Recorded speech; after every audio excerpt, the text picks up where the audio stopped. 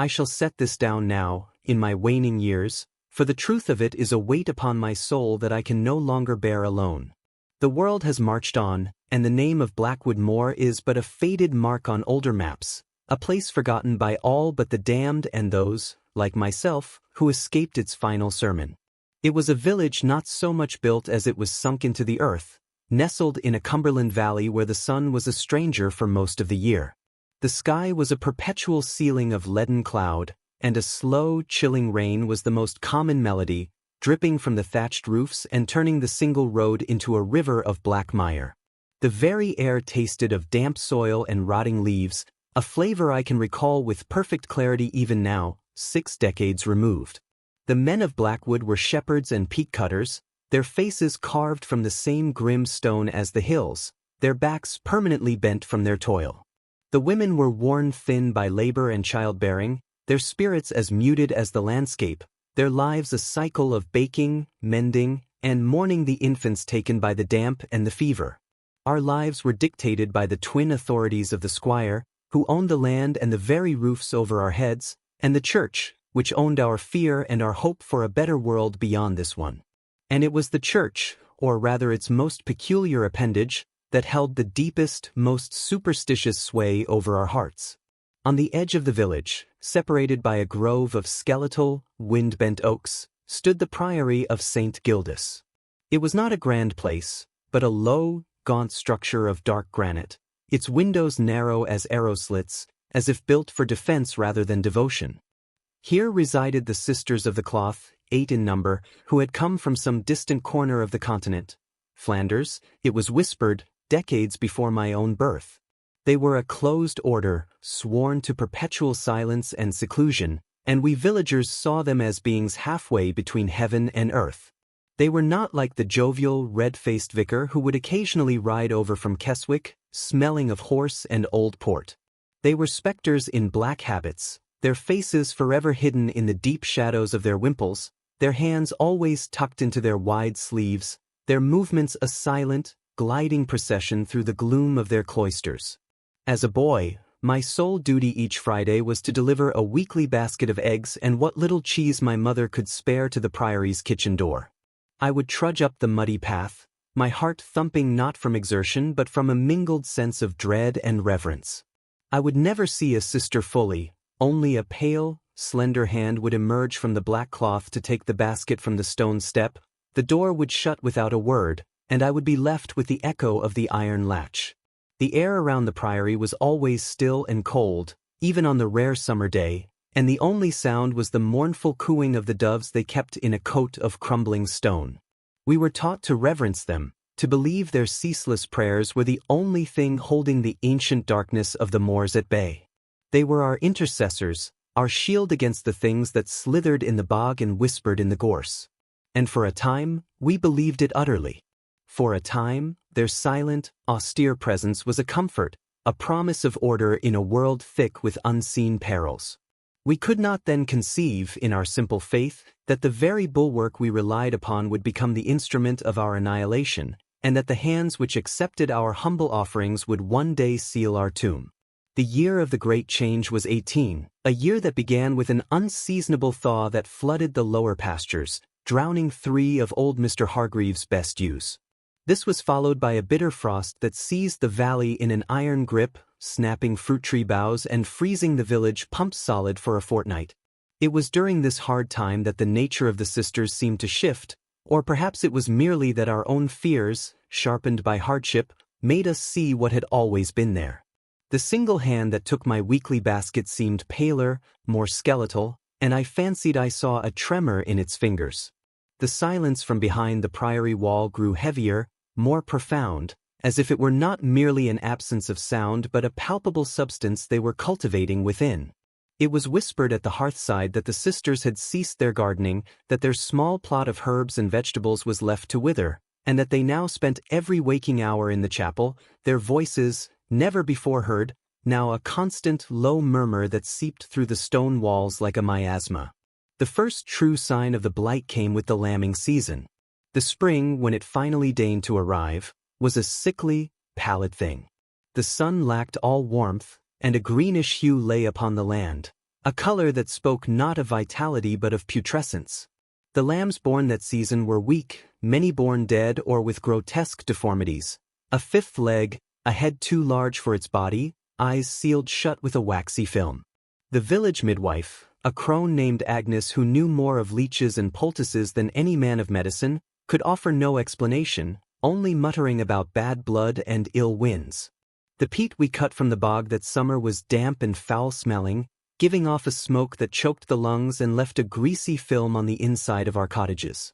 A general lassitude fell upon the village. Men returned from the moors too tired to speak, and women dozed over their spinning wheels. And through it all, the low, incessant murmur from the priory continued, a sound that was becoming less a prayer and more, to our ears, a curse being woven into the very fabric of the air we breathed. The sisters had become the still, dark heart of our mounting dread, and we, the simple folk of Blackwood Moor, were the trembling body slowly succumbing to its poison. The sickness, when it came, did not arrive with a thunderclap but with a whisper, a faint, fretful crying from a cradle that grew weaker with each passing hour. It began with the children, as such scourges often do, preying upon the most innocent and vulnerable among us. Young Thomas, the miller's ruddy-cheeked boy of 7 years, was the first to be marked. He took to his bed one evening after complaining of a chill, and by morning his skin was dry as parchment and hot to the touch, burning with a fever that no amount of well water or witch hazel could quench. He lay in a stupor, his small chest heaving, and then he began to speak. Not in the voice of a child, but in rambling, frantic tones, his words painting horrors that froze the blood of those who heard them. He spoke of shadows with eyes that gathered in the corners of his room at night, not mere absences of light, but solid, watchful things that pulsed with a malevolent awareness. He cried that they drank the warmth from him, and that a lady in black stood at the foot of his bed, her face a blank pale oval, nodding in approval. Leeches applied by old Agnes turned black and fell off, lifeless, within minutes. Cold compresses steamed upon his brow. Within a week, he was dead. The silence that followed in the miller's cottage was more terrible than any lamentation. His passing seemed to break a dam, unleashing the pestilence fully upon our hapless village. 2 more children in the cottages nearest the mill fell ill with the same relentless fever, then a babe in arms who had not yet taken its first steps, then a cluster of older children who had played together in the churchyard.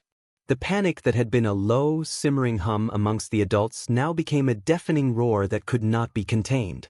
The vicar from Keswick, a man named Dr. Hale, was summoned.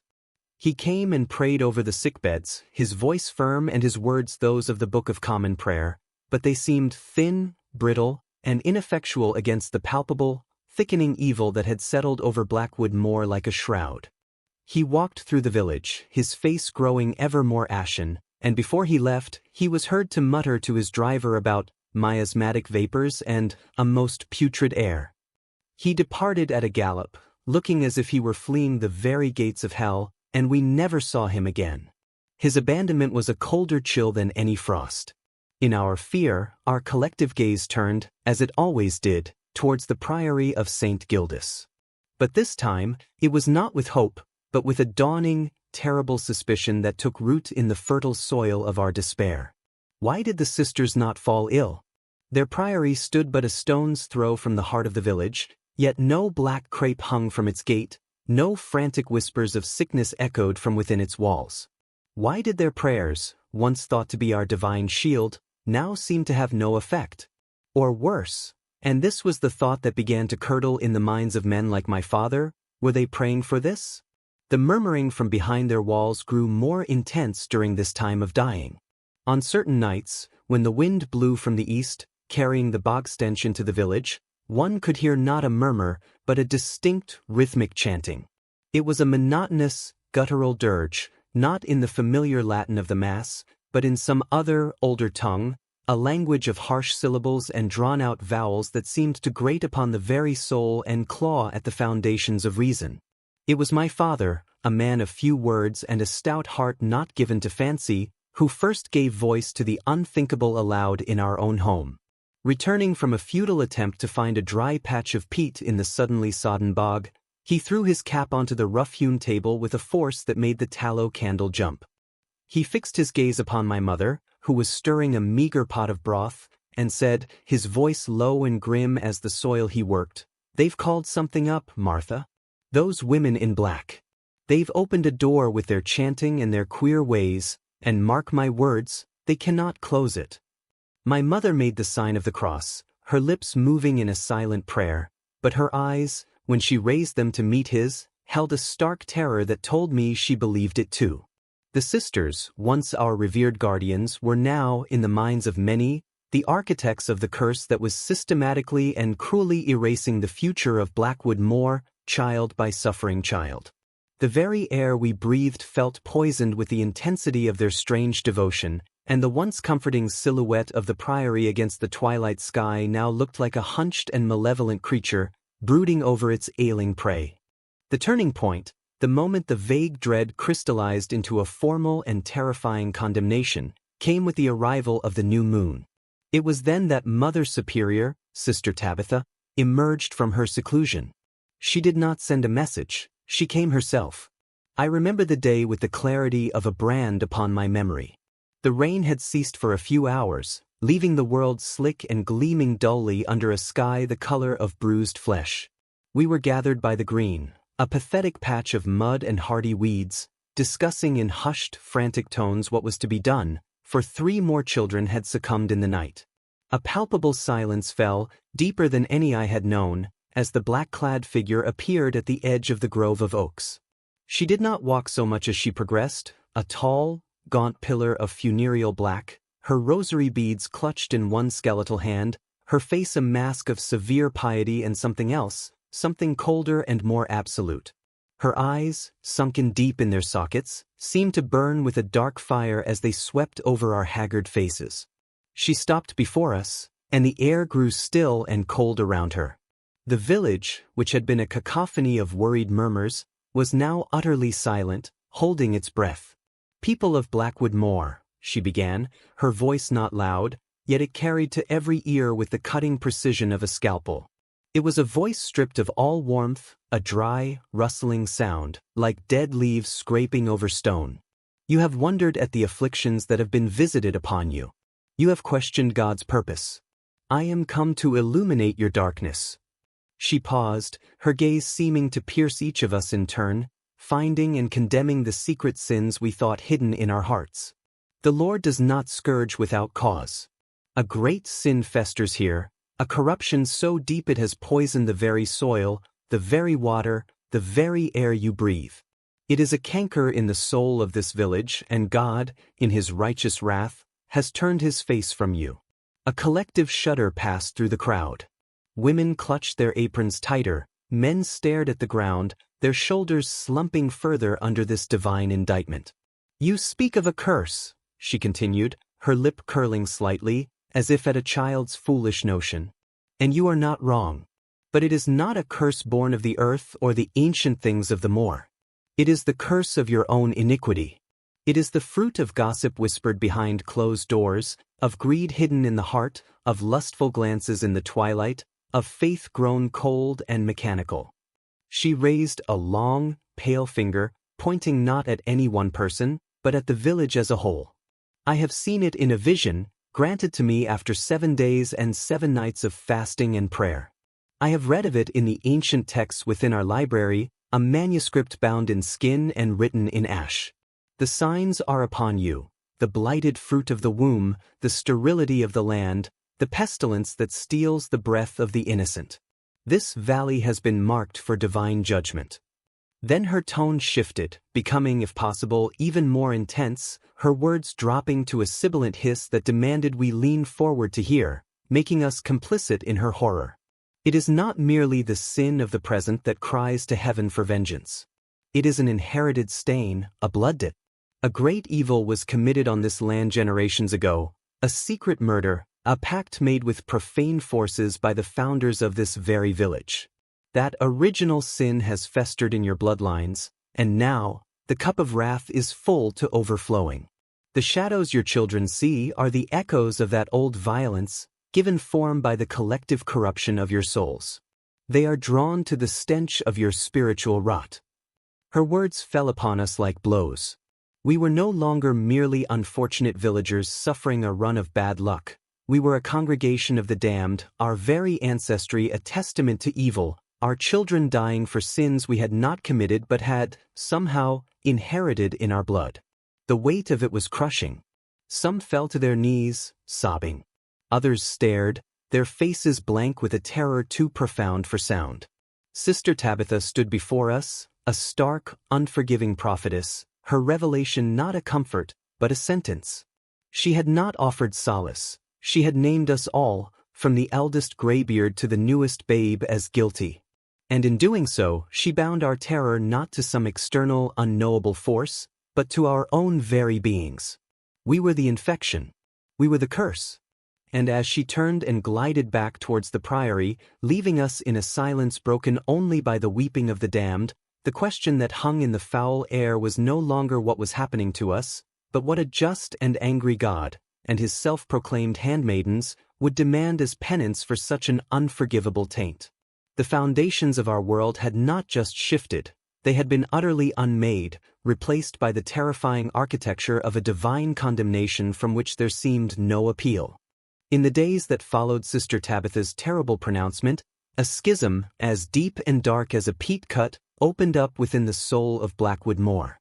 The village fractured along lines of faith and fear, of desperation and a dwindling spark of reason. The air, already thick with miasma, now grew heavy with suspicion, as neighbor began to eye neighbor with a furtive, fearful gaze. Were they the ones whose secret sin was the most heinous? Was it the miller, whose great-grandfather was said to have won the mill in a card game with a man who was later found dead in the river? Or the widow Clements, who lived alone with her cats and knew the properties of every herb, good and ill? The very foundations of community, the trust that binds a people together, began to crumble into dust. My own household became a microcosm of this division. My mother, a woman of deep and simple faith, took Sister Tabitha's words as gospel.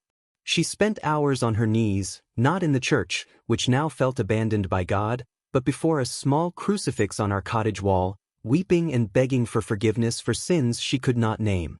She saw the hand of a righteous God in the fever that took the children, a terrible but just purging of the wickedness Sister Tabitha had revealed. "We must repent, John," she would plead with my father, her voice thin and frayed. "We must submit to their guidance. They are holy women, they see what we cannot." My father, however, was made of sterner, more earthly stuff. He was a man who trusted in the solidity of soil, the tangibility of timber, the clear cause and effect of a well-set snare. He sat by our meager fire, his broad hands resting on his knees, his face a storm cloud. "Submit, Martha?" he would grumble, his voice a low rumble. "Submit to what? To being told my grandfather's grandfather damned me before I was born? That is not justice, that is madness. I'll not be whipped by a ghost's sins." He saw not divine prophecy in Sister Tabitha's words, but a cunning manipulation.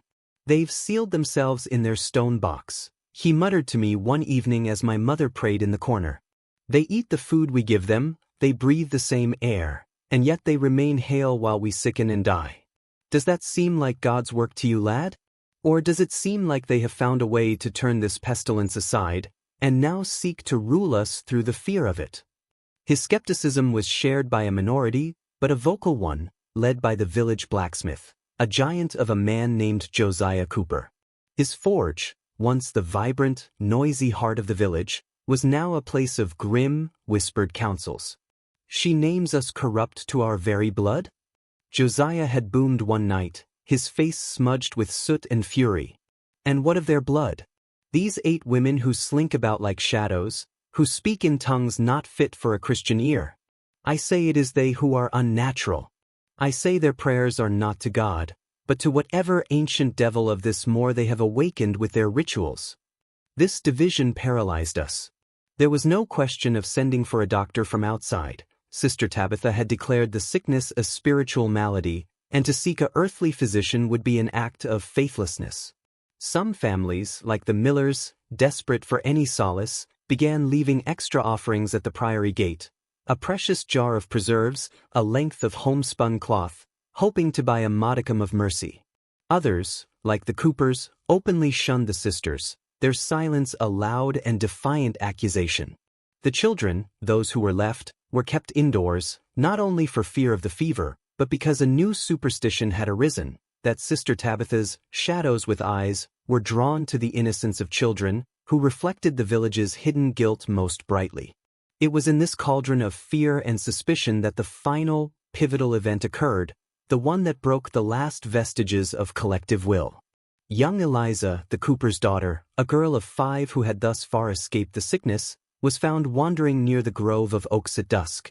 When her frantic mother snatched her up, the girl was babbling, her eyes wide with a terror that was not fever-born. She spoke of a tall, thin lady, who had stood at the edge of the trees, not one of the sisters, but a figure of shimmering darkness who had smiled without a mouth and beckoned to her.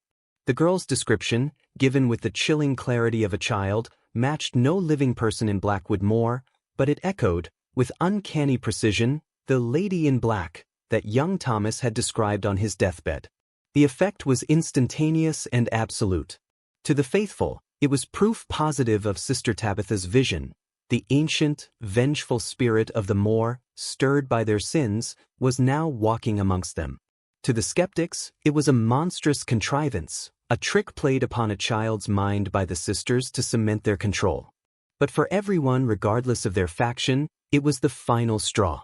Reason fled entirely, replaced by a raw, primal terror. The village was now a prison of its own making, the walls built not of stone, but of dogma and dread, and the 8 sisters of St. Gildas held the only key, a key that seemed to unlock not salvation, but a deeper, more profound level of horror. The debate was over. The time for argument had passed. All that remained was the desperate, animal need for the nightmare to end, whatever the cost. The silence that fell upon Blackwood Moor in the wake of little Eliza's testimony was the most profound and terrifying sound I have ever heard.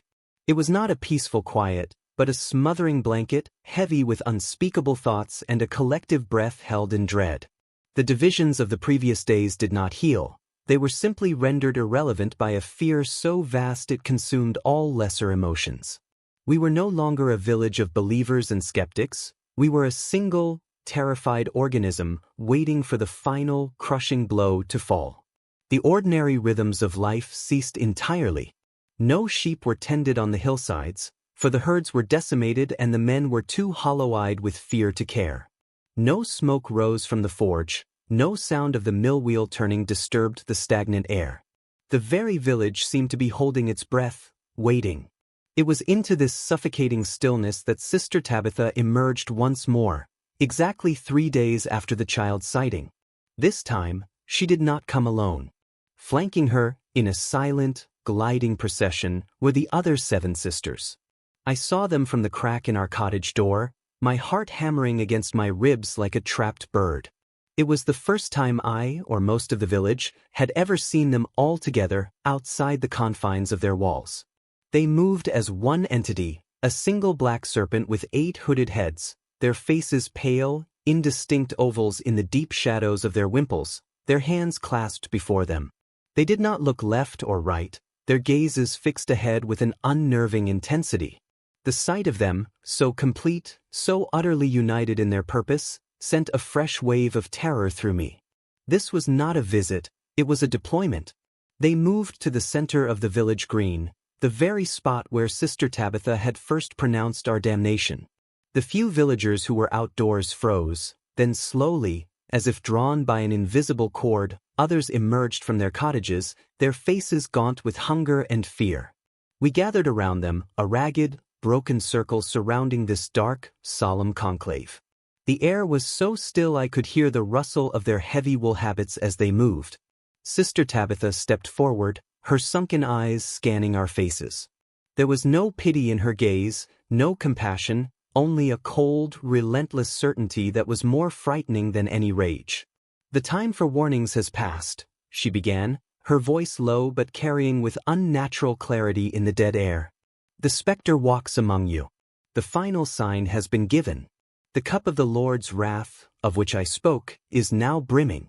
The shadow that seeks your children is but the herald of the eternal fire that awaits every soul in this valley. A low moan rippled through the crowd. A woman sank to her knees, sobbing quietly into her hands. But, Sister Tabitha continued, her voice rising slightly, taking on a new, fervent tone, the divine mercy, in its infinite mystery, offers one final chance for redemption. A path of purification, terrible and severe, through which the chosen may be saved from the annihilation that awaits the wicked. She paused, letting the word annihilation hang in the air, its meaning absolute and horrifying. On the night of All Hallows Eve, she proclaimed, her voice now ringing with a zealous power, when the veil between this world and the next is at its thinnest, we shall perform a sacred vigil of purification. A final, collective plea for God's intercession. Every soul in Blackwood Moor, man, woman, and child, must be present within the sanctified walls of the church. Not a single person may be absent. The prayers of the entire community, united in perfect repentance and faith, are required to form a bulwark against the tide of sin that threatens to drown us all. The idea was so audacious, so absolute, that for a moment, there was only stunned silence. Then questions, timid and fearful, began to surface. "But the sick, sister?" asked the widow Clements, her voice trembling. "My boy, he cannot leave his bed. Especially the sick." Sister Tabitha's response was swift and sharp, like the crack of a whip. "Their souls are in the gravest peril. They must be brought. They must add their suffering to the collective penance. To remain outside the church that night is to willingly cast your soul into the outer darkness, to be gathered by the shadows that even now cluster at the edges of your homes." Her words brooked no argument. She spoke of a mandatory salvation, a forced redemption. The church, our small stone church with its squat tower, was to become our collective ark, and the sisters were to be our pilots on a sea of divine fury. "It is a great and solemn undertaking," Sister Tabitha concluded, her gaze sweeping over us, imprinting her will upon our broken spirits. "Prepare yourselves. Pray. Examine your consciences. Make peace with your God. For on All Hallows Eve, we shall not emerge from that church until the work is done, and the dawn of a new, cleansed day breaks over Blackwood Moor." With that, she turned, and the 8 sisters, as one, glided back towards the priory, leaving us standing in the mud, the weight of her decree pressing down upon us. The Vigil of Purification. It sounded like a last hope, a final, desperate prayer. But in the pit of my stomach, in the cold dread that had taken root there and grown with every passing day, it felt like something else entirely. It felt like a sentence being passed, and the church was to be our prison, and the 8 sisters of St. Gildas, our grim and unwavering jailers. The choice had been taken from us. There was only one path forward, and it led through the heavy oak doors of the church on the one night of the year when all the legends said the dead walked abroad. We were to join them one way or another. The days that separated us from the appointed vigil were a peculiar and agonizing purgatory, a slow, grinding procession of hours in which the very fabric of reality seemed to fray at the edges. The village of Blackwood Moor, already a ghost of its former self, now descended into a state of suspended animation, a collective holding of breath that was more terrifying than any active panic. The sisters' decree had the effect of a final, absolute judgment. All dissent, all discussion, simply ceased. What was there to debate? The alternative, as Sister Tabitha had so vividly painted it, was an eternity of damnation, your soul snatched by the mouthless specter that haunted the twilight. There was no other physician to call upon, no other authority to appeal to. The 8 sisters of St. Gildas had become the sole arbiters of our fate, and we, the condemned, had no choice but to place our lives and our souls in their merciless hands. The practical preparations for the vigil were carried out with a grim, funereal solemnity. The sick and the dying, those who could still be moved, were prepared for their journey to the church. I helped my father fashion a rough litter for old Mrs. Gable, who had been bedridden for a year and whose mind had long since retreated to some distant shore.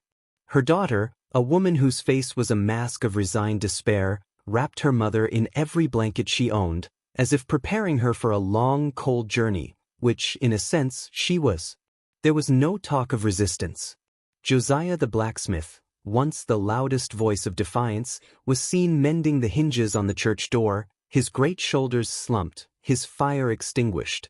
When my father had approached him, asking in a low voice if he truly believed in this vigil, Josiah had merely looked up, his eyes hollow.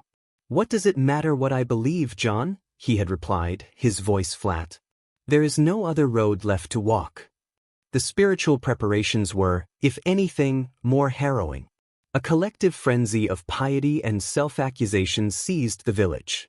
Families huddled together, not in comfort, but in frantic sessions of confession and repentance, dredging up every minor transgression, every unkind word, every envious thought, convinced that some forgotten, petty sin of theirs was the final thread holding back God's wrath. The atmosphere was thick with the smell of fierce sweat and the sound of whispered Hail Marys. My own mother barely slept, her lips moving in constant, silent prayer, her fingers worrying at her rosary beads until they were slick with the oil from her skin. My father said little, but I saw the deep unease in his eyes, a stubborn, earthy skepticism that refused to be entirely quenched, even in the face of such overwhelming pressure. On the afternoon of All Hallows Eve, the sky performed its final act of malevolence. A peculiar, coppery light settled over the valley, and the wind, which had been still for days, began to moan softly through the cracks in the cottages, a low, mournful sound that seemed to speak of ancient sorrows. As dusk began to bleed into the horizon, staining the world in shades of violet and bruised gray, the appointed hour approached. A single, mournful bell began to toll from the church tower, not the familiar call to Sunday service, but a slow, deliberate, funereal knell that echoed the beating of our own terrified hearts. One by one, like somnambulists roused from a terrible dream, the people of Blackwood Moor emerged from their homes. It was a procession of the damned. Families moved as tight, silent units, parents clutching the hands of their few remaining children, their faces pale and drawn in the fading light. The sick were carried on litters or supported between relatives, their labored breathing and occasional delirious mutterings adding a macabre counterpoint to the solemn silence. I walked with my parents, my mother clutching my arm with a grip of iron, my father a solid, silent presence on my other side. I remember the feel of the cold, damp air on my face, the smell of wet wool and despair, and the sight of the church ahead, its windows glowing not with the warm, welcoming light of candles, but with a faint, sickly orange luminescence, as if a fire already burned deep within its stone belly. As we filed through the churchyard, the ancient, tilting headstones seeming to watch our passage with mossy indifference, I saw them. The 8 sisters. They were arranged in 2 lines of 4, flanking the great oak doors of the church like statues of jet.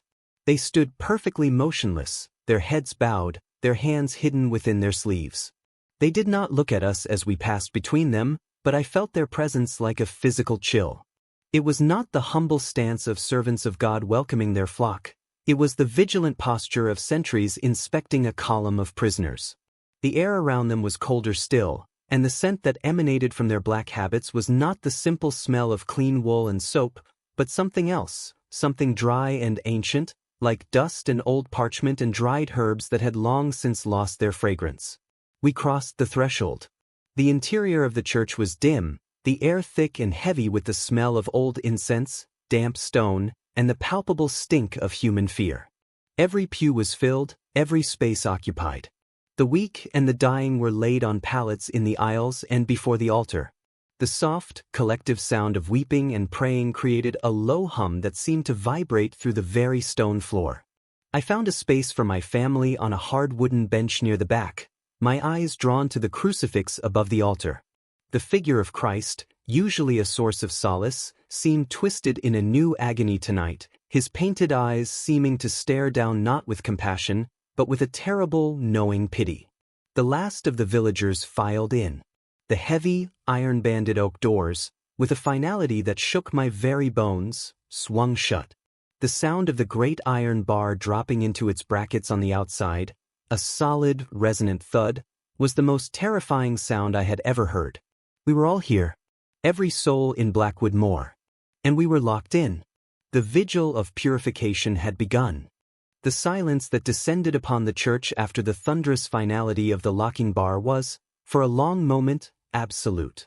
It was a thick, suffocating blanket that smothered even the whimpers of the children and the ragged breathing of the sick. We were sealed in our stone tomb, and the weight of that reality pressed down upon every soul.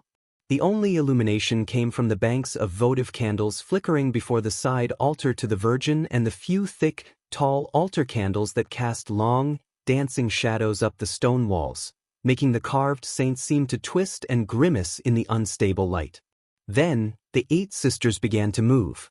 They did not walk to the pews to join their flock in prayer. Instead, they took up preordained positions around the perimeter of the nave, stationing themselves at the pillars and in the shadows of the arches, forming a loose, yet unmistakable, circle around the entire congregation. They stood with their backs to us, facing the cold stone walls, their heads bowed, their forms merging with the darkness so that they became like sentinel shadows themselves. Their presence was no longer that of spiritual guides. They were wardens, their silence a more potent command than any spoken word. The vigil began conventionally enough, or so it seemed to our desperate, hopeful hearts. Sister Tabitha, standing before the altar, led us in a litany. We responded with the familiar, rote phrases, our voices a ragged chorus in the vast, echoing space. "Lord, have mercy," we chanted. "Christ, have mercy." But as the hours wore on, the nature of the prayers began to subtly shift. The Latin, once a comfort, became stranger, more guttural. The rhythms were off, the cadences jarring. The familiar libera nosa malo was replaced with longer, more convoluted phrases I did not recognize, words that seemed to have too many sibilants, too many hard, guttural consonants that echoed unpleasantly in the sanctified space. An hour passed, then another. The initial fervor of the congregation began to wane, replaced by a deep, gnawing discomfort. The church grew increasingly warm, the air thick and difficult to breathe. At first, I thought it was merely the press of so many bodies, the heat from the candles. But then I noticed a peculiar quality to the warmth. It was dry, and it carried a scent, a faint, acrid odor that reminded me of the time a spark from our hearth had caught the rush matting on the floor. I saw others sniffing the air too, a dawning confusion and fear in their eyes. My father, sitting rigidly beside me, leaned over and whispered, his voice tight, "Do you smell that, boy?" I nodded, my throat too constricted to speak. The smell was unmistakable now. A low murmur of alarm began to ripple through the congregation. Heads turned, searching for the source. There were no visible flames, no great conflagration. But the scent was growing stronger, a ghost of burning timber and something else, something oily and foul, like burning pitch or wool. Panic, that most primal and contagious of diseases, began to spread. A woman near the front stood up, her voice shrill. "Fire! There's a fire!" Sister Tabitha, who had fallen silent, turned slowly from the altar to face us. Her face, illuminated from below by the altar candles, was a mask of serene, terrifying ecstasy. There was no alarm in her expression, only a profound and awful satisfaction. "It is not a fire of this world," she intoned, her voice cutting through the rising chaos. "It is the refiner's fire, the spiritual flame of God's purification. Do not fear its touch. Embrace it. Let it scourge the sin from your souls." Her words did not calm, but instead confirmed our deepest, most unspoken terror. This was no accident. This was the purification. Then, the first tendrils of gray, choking smoke began to seep up through the gaps in the floorboards near the altar, curling like malevolent serpents into the air. A collective scream tore through the church, a raw, animal sound of pure, undiluted horror. The scene descended into a pandemonium of nightmare. People surged from the pews, scrambling over one another in a blind, frantic rush towards the great doors. They beat against the solid oak with their fists, their cries becoming shrieks of agony as the wood, heated from the outside, began to scorch their hands. The smoke thickened rapidly, a black, billowing cloud that stung the eyes and clawed at the lungs. The orange glow from beneath the floorboards and around the edges of the doors was now a hellish, pulsing light. Through the choking gloom and the cacophony of screams, I saw the sisters. They had not moved from their posts. They stood, their backs to the inferno that was now visibly consuming the church, their faces still turned to the walls. They did not cry out. They did not flee. They began to chant again, their voices rising in a discordant, horrid harmony above the sounds of damnation. It was that same guttural, ancient tongue, a song not of salvation, but of conclusion. They were not praying for our deliverance. They were presiding over our immolation. The heat became an unbearable physical force. The very air we gasped for burned our throats. The world dissolved into a roaring, crackling inferno, the screams of my neighbors, the desperate prayers of my mother, the final, crushing grip of my father's hand on my shoulder, all of it swallowed by the triumphant, consuming roar of the flames and the unwavering, monstrous chant of the 8 sisters of St. Gildas, who burned with us, a living, willing sacrifice to their own terrible, unforgiving God. The world dissolved into a single, overwhelming sensation of pure, animal terror. The roar of the fire was no longer a sound. It was the entirety of existence, a deafening, all-consuming presence that vibrated through the stone floor and shook the very air in my lungs. The thick, black smoke coiled through the church like a living entity, a serpent of suffocation that choked screams into strangled gurgles and turned panicked faces into grotesque, soot-streaked masks. The heat was a physical weight, pressing down, searing the skin and making every gasped breath a scalding agony. Through the hellish, flickering orange light and the swirling gloom, I saw fragments of the final apocalypse. I saw Josiah the blacksmith, his great strength rendered useless, hurling his massive frame against the main doors again and again, the wood now glowing with a fierce, cherry-red heat, his bellow of rage turning to a scream of pain as the flesh of his shoulders began to smoke and blacken. I saw the widow Clemence clutching her feverish son to her breast, both of them wreathed in flame for a terrifying instant before they collapsed into a single, burning pyre. The tapestries on the walls became sheets of fire, the pews themselves kindling, trapping shrieking families in cages of their own devising. The air was thick with the smell of burning wood, of melting wax, and worst of all, the unmistakable, stomach-turning stench of roasting meat. My own family was swept away from me in the frantic, trampling search. My mother's hand was torn from mine, her face a final, fleeting oval of utter despair before she was swallowed by the smoke and the mob. My father gave me a last, desperate shove, yelling something I could not hear, his eyes wide with a final, futile protectiveness, before he too was lost to the chaos. I stumbled backward, falling hard against the cold stone of the wall near the baptismal font, the impact jarring my senses. It was this small pocket of relative coolness, this momentary respite from the crushing tide of bodies, that saved me, or perhaps damned me to the long life of memory that was to follow. Crouched there, half blinded by smoke and tears, I witnessed the 8 sisters. They had not fled. They had not sought salvation. They had moved from their posts along the walls and formed a tight circle in the center of the nave, directly beneath the now blazing roof beams. The flames licked at their black habits, but they did not cry out. They did not writhe in agony. They stood, their hands clasped, their heads thrown back, their faces illuminated by the inferno not with pain, but with a terrifying, rapturous ecstasy. Their chant rose, clear and dissonant, above the roar of the fire and the dying screams of their congregation. It was a song of triumph, a vile, psalmic ode to destruction. I saw Sister Tabitha, her wimple ablaze, a crown of fire around her serene, upturned face, her arms outstretched as if to embrace the Holocaust she had engineered. They were not being punished. They were conducting the final, terrible movement of their symphony of purification, and they were its most willing, most fervent participants.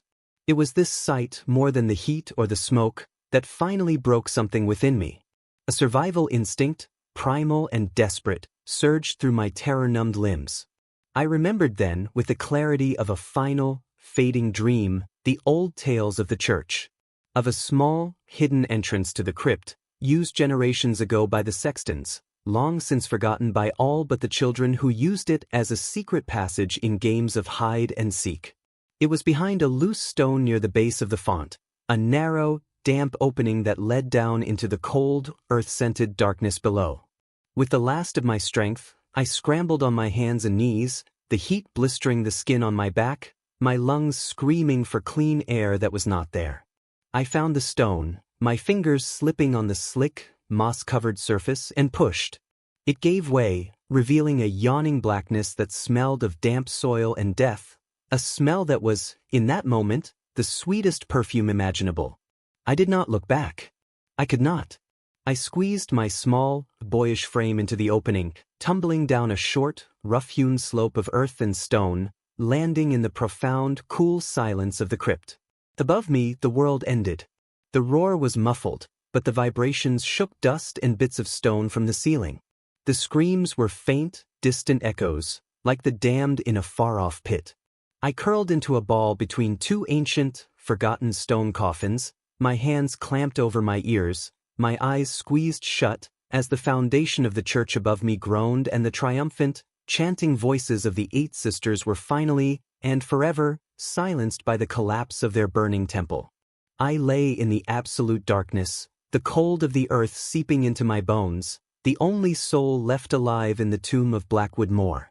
I do not know how long I remained in that subterranean darkness. Time lost all meaning, measured only by the slow, rhythmic dripping of water somewhere in the blackness and the gradual softening of the hellish roar from above. The cacophony of screams, the triumphant chanting, the roar of the inferno, they first dulled to a menacing rumble, then fractured into the sound of cracking timber and shifting stone, and finally subsided into a silence so profound it felt like a physical pressure on the eardrums. The air in the crypt, once cool and damp, grew warm and thick with the scent of wet, charred wood and a foul, sweetish odor I would later understand was the smell of a great pyre. A faint, gray light eventually began to filter through the opening I had tumbled from. It was not the warm light of day, but a sickly, ash-choked luminescence that did little to pierce the gloom of the crypt. Summoning a courage I did not possess, my limbs trembling uncontrollably, I crawled back towards the entrance. The loose stone was hot to the touch. I pushed it aside and peered out into what had been the nave of the church. The sight that met my eyes was one of such utter desolation that my mind, even in its numbed state, could not fully comprehend it. Where the sturdy stone walls and the great oak roof had stood, there was now a skeletal framework of blackened, smoldering beams against a sky the color of lead. The church was a roofless shell, open to the heavens. A gentle, mournful rain had begun to fall, hissing as it met the hot embers, filling the air with a ghostly steam. The interior was a chaotic mound of rubble, ash, and blackened, unrecognizable forms. Here and there, a stark, white fragment of bone peeked through the gray, or the twisted, blackened metal of a candlestick lay like a forgotten relic in a giant's hearth.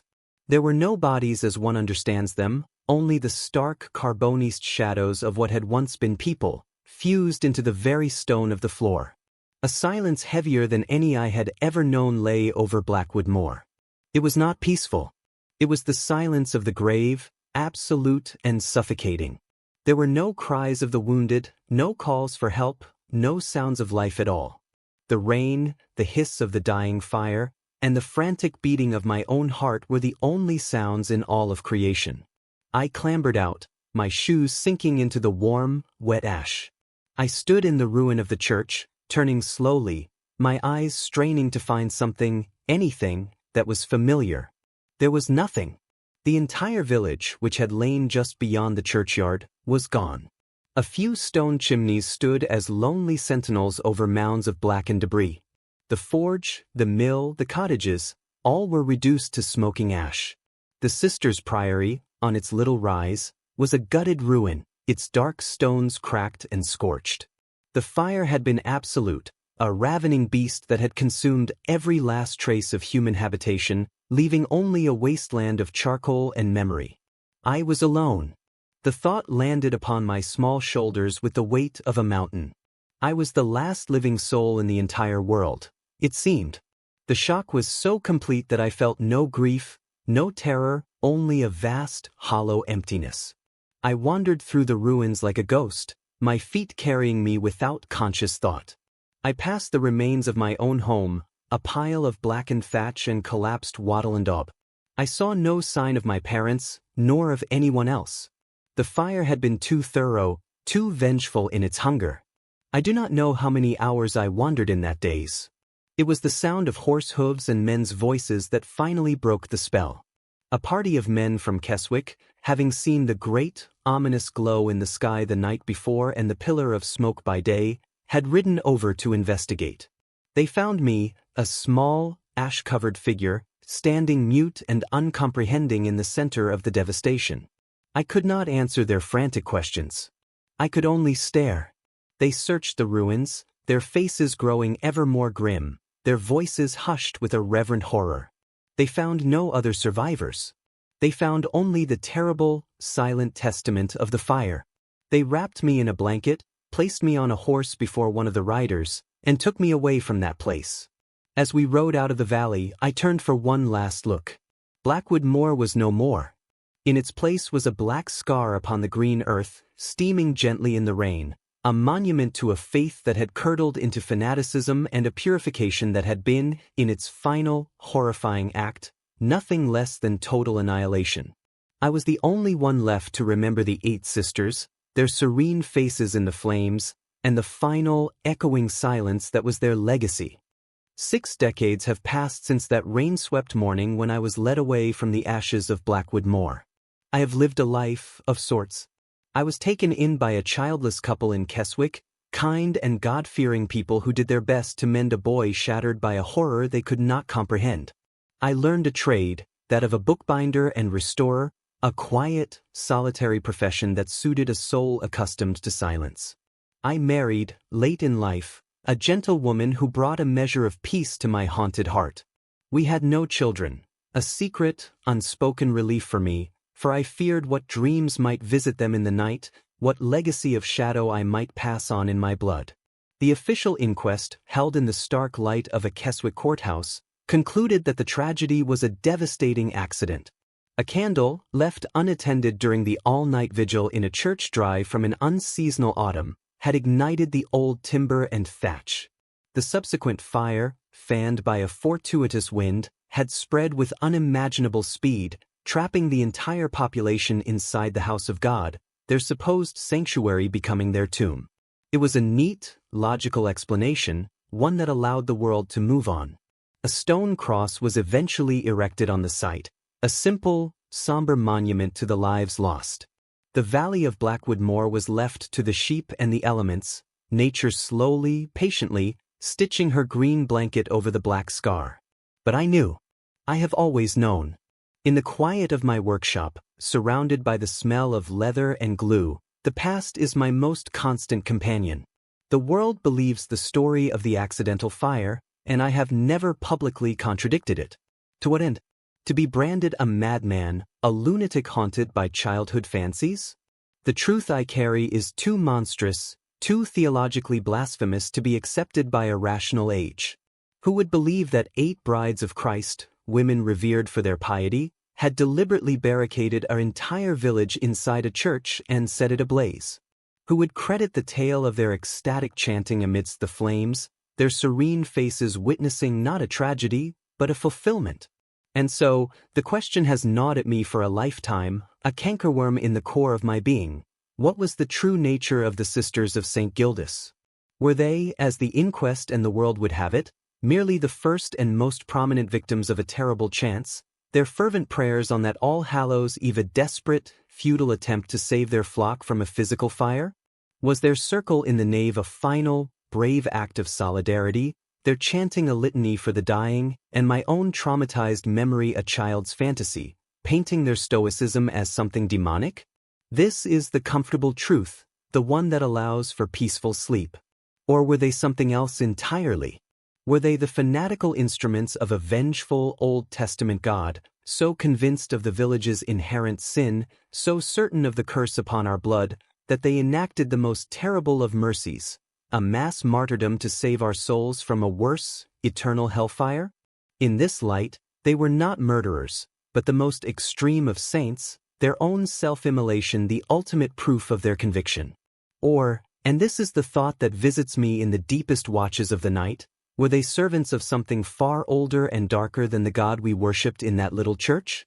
Did their foreign rituals and their ancient manuscripts speak not of Christ, but of some primal entity of the moor, some hunger that demanded a sacrifice? Was their purification not for our salvation, but for its appeasement? Were they, in the end, not holy women at all, but the last priestesses of a forgotten, Stone Age terror, and we, the people of Blackwood Moor, the final, willing offering in a bargain struck long before the first cottage was ever built? I am an old man now. The world of my childhood is dust and legend. The truth died in that fire with my parents, with Josiah the blacksmith, with the widow Clements, and with the 8 sisters themselves. I am the last relic of Blackwood Moor, and the story I carry is not a single story, but 3, intertwined like the serpents on a caduceus. One of accident, one of divine madness, one of ancient evil. I do not know which is true. Perhaps all of them hold a fragment of the answer. I set this down now not for absolution, nor for belief, but simply to be a witness. Let it be found among my effects when I am gone. Let some future reader, perusing these pages in a quieter time, decide for themselves. Was it a tragedy? A mass martyrdom? Or a ritual slaughter? The embers of Blackwood Moor are cold, but the questions they pose still glow faintly in the dark, waiting for a breath to bring them once more to terrifying life. The silence, in the end, is the most ambiguous testament of all.